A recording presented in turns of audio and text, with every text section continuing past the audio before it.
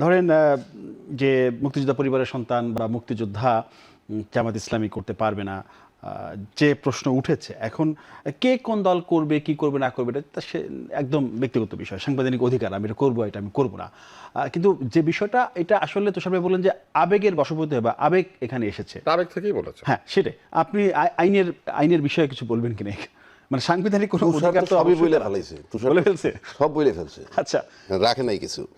বিষয়টা হচ্ছে যে আপনি আবেগ দিয়ে দেশ চলে না, আমার কথা না, আজকে যারা ক্ষমতাসীন তাদের কথাও বলছি। মানে বিবেক দিয়ে চলতে হবে দেশ, আবেগ দিয়ে দেশ চলে না, আবেগ দিয়ে সংসদও চলবে না, আবার আবেগ দিয়ে রাজনীতিও হয় না। যারা জুলাই চেতনার পক্ষে বলে তারা, তাদের আবেগের কোনো মূল্য নাই। মানে আবেগ দিয়ে চলবে না, আপনাকে প্র্যাকটিক্যাল হইতে হবে। ভালো কথা। যেমন ধরেন, উনি আমার বলবো যে আইনজীবী, আমি সেই হিসাবে বলতেছি, যেমন ধরেন এই সালেহা হত্যাটা মনে আছে আমাদের, মনে হয় সবাই। হ্যাঁ হ্যাঁ, সালেহা হত্যা। ডাক্তার ইকবাল হত্যা করছে সালেহাকে, সে কিন্তু ডাক্তার, এবং বলা হয়েছিল যে স্পর্শকাতর জায়গায় আঘাতজনিত কারণে মারা গেছে এবং আঘাতটা সে করছিল। তার জন্য যখন মার্সি চাওয়া হইল, তখন সম্ভবত শহীদ জিয়াউর রহমান সাহেব ক্ষমতায়, আমার যতটুকু মনে পড়ে, সে কিন্তু মার্সি পায় নাই। কেন পায় নাই জানেন? উনি বলছিলেন ডাক্তার জানে স্পর্শকাতর জায়গাটা কোথায়, মানে কোথায় আঘাত করলে, তুষার একজন ডাক্তার, সে জানে কিন্তু কোথায় আঘাত করলে একটা লোক মারা যেতে পারে। একইভাবে ফজলুর রহমান সাহেব একজন শিক্ষিত লোক, উনি একজন লয়ার, সুপ্রিম কোর্টের প্র্যাকটিসিং লয়ার। উনার বোঝা উচিত, জানা উচিত কি বলা উচিত কি বলা উচিত না। যেমন ধরেন, মুক্তিযোদ্ধার সন্তানরা জামাতে অংশগ্রহণ করতে পারবে না, যোগ দিতে পারবে না, যোগ দিলে ডাবল অপরাধ হবে। আমার প্রথম ওনার বিশ্বাস জায়গা কি, যিনি মুক্তিযোদ্ধার সন্তান উনি জামাতে যোগ দিতে পারেন না। আর যদি মুক্তিযোদ্ধার সন্তান সত্যি সত্যি জামাতে যোগ দিয়ে থাকেন, তাইলে পরে সেটা ডাবল অপরাধ। উনি একটা তালিকা করুন না, কোন কোন মুক্তিযোদ্ধার সন্তান, কারণ মুক্তিযোদ্ধা লিস্টেড জানা, কোন কোন মুক্তিযোদ্ধার সন্তান জামাতে যোগ দিছে খুঁজে বের করেন। মুক্তিযোদ্ধার কোটি কোটি নাই, লিমিটেড। তো মুক্তিযোদ্ধার সন্তান কারা কারা যোগ দিছে, আমি বলছি এটা হাইপোথেটিক্যাল, মানে বিষয়টা এরকম হইতে পারে। 2 নম্বর আসেন, ওটা টাচ করে গেছে স্যার, মুক্তিযুদ্ধের দল কোনটা? মুক্তিযুদ্ধের সময় 2টো দল ছিল, একটা রাজাকারের দল যেটা বলি আমরা জামাত, আর একটা ছিল আওয়ামী লীগ। মানে বড় বড় মোটা দাগে, মোটা দাগে এই 2টা দল ছিল। এই আওয়ামী লীগ মুক্তিযোদ্ধার দল হিসেবে পরিচিত, আর কোনো দল ছিল না, সেকেন্ড কোনো দল ছিল না।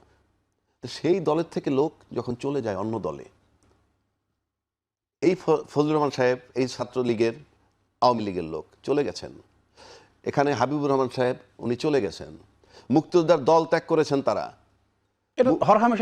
আমি সেটাই বলছি।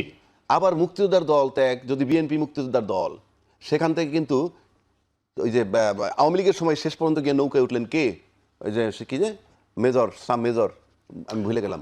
বিএনপি মুক্তিযোদ্ধার দল কিভাবে?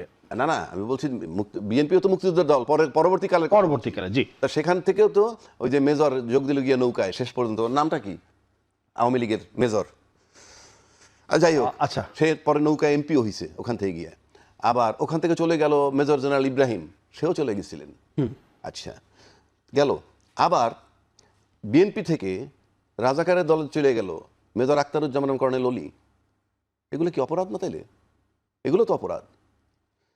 3 নম্বর আসেন, রাজাকার দলটা কিন্তু শেষ পর্যন্ত ফাইনালি বিরোধিতা করতে করতে করতে করতে ইভেন জামাতের মধ্যে যিনি জামাতের আমিরও নাকি জাসদ করতেন। হ্যাঁ, জাসদ। তাহলে আপনি আসেন, তাহলে জাসদও কি রাজাকারের দলে যোগ দিছে? তার মানে কি মুক্তিযোদ্ধার দল কোনটা? ইনফ্যাক্ট মুক্তিযোদ্ধার দল বলতে কি, রাজাকারের তো একটা দল আছে আইডেন্টিফাইড, এবং সেই রাজাকারের দলটা ফাইনালি 68টা সিট পাইছে, মহিলা আসন আরো 8টা পাই, 76টা দল হয়েছে।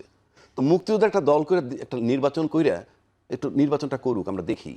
মানে এই যে মুক্তিযোদ্ধা ডিভিশন, আপনি কি কল্পনা করতে পারেন আজকে 55 বছর পর এসে আমরা এখানে 71 সাল, 52 সাল, 47 সাল, 24 সাল, 90 সাল এই নিয়ে আলাপ, রাষ্ট্রের কি হচ্ছে রে ভাই? এই রাষ্ট্রের কি হচ্ছে? শুধু এখানে না, এই নিয়ে সারা দেশে এইসব নিয়ে আলোচনা হচ্ছে, মানে এই বিষয়ে এটি তো একটা মীমাংসিত বিষয়। 71 সালে কেন এরকম বিতর্কিত হচ্ছে? Because all fools are there, they are spending time. আমার কাছে মনে হয় অন্য কিছু আড়াল করে রাখা। আপনি বলেন তো আমার বিদেশ নীতি কি? আপনি বলেন তো, আমার প্রতিটা সরকার এসে তো পরিষ্কার বলে আমার বিদেশ নীতি এই, আমার অর্থনীতি এই, আমার গার্মেন্ট সেক্টরের জন্য আমি লোক পাঠাইছি, আমার গার্মেন্ট যাতে বাইরে বেশি যায়, আমার ম্যান পাওয়ার এক্সপোর্ট করবো যাতে বেশি যায়, আমার বিদ্যুতের মূল্য, আমার তেলের মূল্য, আমার খাদ্যদ্রব্যের মূল্য। এই যে আমরা লোকের কথা বলি, যে ওই একটা কথা বলছে তুষার, যে জামাতের ঘর মানে কি ডাকাতের হতে পারে না, হতে পারে, ভালো লোকের ঘরে ডাকাত। এই যে সাগররুনি হত্যা হইলো ফর এক্সাম্পল, সাগররুনি তো কোনো হয় মুক্তিযোদ্ধার সন্তান কিংবা রাজাকারের সন্তান, হতে পারে ইট ইজ, সে তো আমাদের সন্তান, সে তো খুন হলো। আর তাকে যে খুন করলো এরা কারা? এরা কোনটা মুক্তিযোদ্ধা, কোনটা রাজাকার? কথার কথা বলছি। এই ডিভিশনটা আমার কাছে মনে হয় আমাদের মতো বোকা। আপনি প্রতিবেশী যে 6 মাস থাইকে আইসা পার্লামেন্ট দেখে আসেন, সেখানে যদি 47 নিয়ে কোনো কথা হয় কিনা, এই যে পার্টিশন হয়েছে কোনো কথা হয় কিনা, আপনি যাইয়ে দেখে আসেন। আচ্ছা, ঠিক। আমরা কেন এখানে থাকতেছি? আমাদের অপর মানে ইয়েটা কথা। এখন আসেন, উনি যেহেতু মুক্তিযোদ্ধার পক্ষে থাকেন, আই সাপোর্ট হিম, সে যা বলছেন সব ধরে নিলাম। মুক্তিযুদ্ধের প্রতি এত সম্মান ওনার, মুক্তিযুদ্ধের মহানায়ক যিনি বঙ্গবন্ধু, উনি তো ওনাদের নেতা ছিলেন। এই সংবিধানের 4-এর ক মোতাবেক আজকে পর্যন্ত যেহেতু সংশোধন হয় নাই, বঙ্গবন্ধুর ছবি সর্বত্র ঝোলার কথা। হ্যাঁ, গণভবন, বঙ্গভবন, সর্বত্র সেটা যে ঝুলতেছে না, উনি কি কোনো কথা বলছেন? কেন বলেন না? উনি মুক্তিযুদ্ধের জন্য এত জান দেন। আমি তো প্রশ্ন আজকে তাকে এটা থ্রো করে দিলাম, আপনি কালকে পার্লামেন্ট উত্থাপন করবেন কেন আপনি মহানায়ককে সম্মান করেন না? আপনি কার ছেলে গিয়ে জামাতে যোগ দিতেছে সেটাই আপনি বড় আলাপ করেন। এই সংবিধানের 6ষ্ঠ তফসিলে আছে যুদ্ধের স্বাধীনতার ঘোষক বঙ্গবন্ধু। বঙ্গবন্ধু ঘোষক না জিয়া ঘোষক, এটা আমার সাবজেক্ট নয় এই মুহূর্তে, কিন্তু এই মুহূর্তে আমার কাছে এই বইটা। আপনি যখন বই নিয়ে এত কথা বলেন, সংবিধানের প্রতি এত সম্মান, তাহলে আপনি কেন প্রশ্নটা রেজ করতেছেন না যে আপনাদের চোখের সামনে এই গত অধিবেশনের সময় যখন রাষ্ট্রপতি এসে ভাষণ দিয়ে বলল স্বাধীনতার ঘোষক জিয়াউর রহমান, ফাইন, জিয়াউর রহমান হতে পারে, বঙ্গবন্ধু হতে পারে, কিন্তু বইটায় লেখা আছে কি? আপনি কি প্রতিবাদ করছেন মিস্টার ফজলুর রহমান? তা আপনি সস্তা কথা বলেন কেন? It is not a place of emotion, rather place of argument.